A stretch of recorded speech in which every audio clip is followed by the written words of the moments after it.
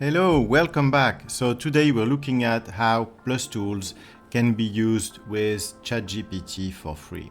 So when you are in Plus Tools, you can start with a file like we saw in the former video.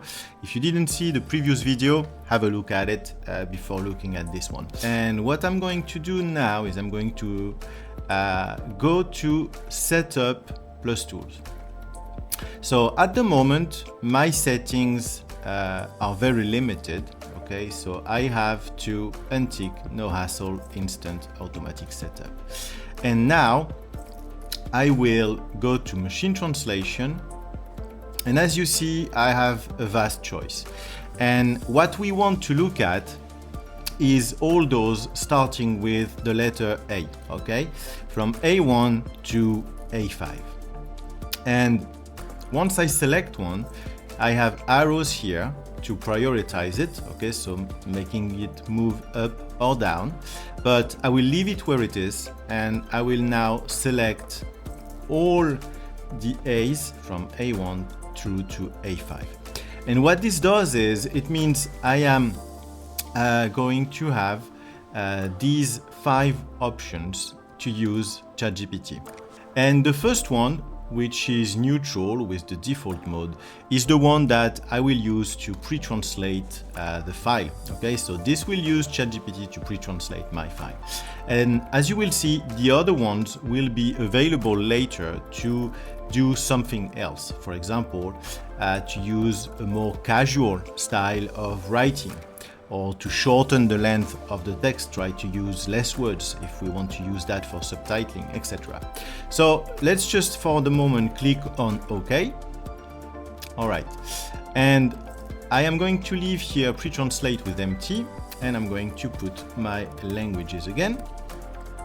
And now I'm clicking on OK. So now I just need to click on OK again, and it is starting now. So it is pre-translating with A1, okay, the default one, which is what we want. Okay, so now this is ready, and I'm going to make Plus Tools bigger so we can see things.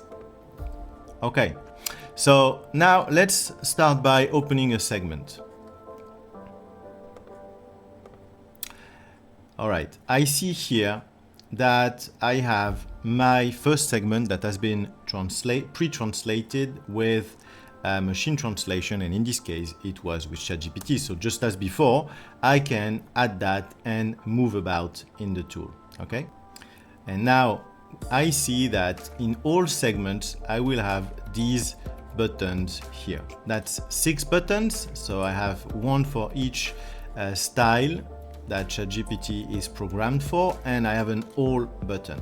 So let's select a longer segment so we can check that better. All right, so I have here the default neutral result from ChatGPT that has been created during pre-translation.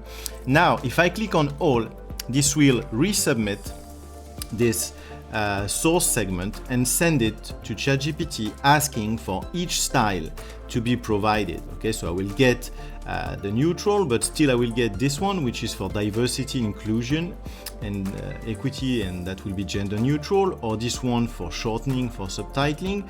This one will be more formal, and this one will be more casual. So that will take a moment, okay, because we're submitting all of them.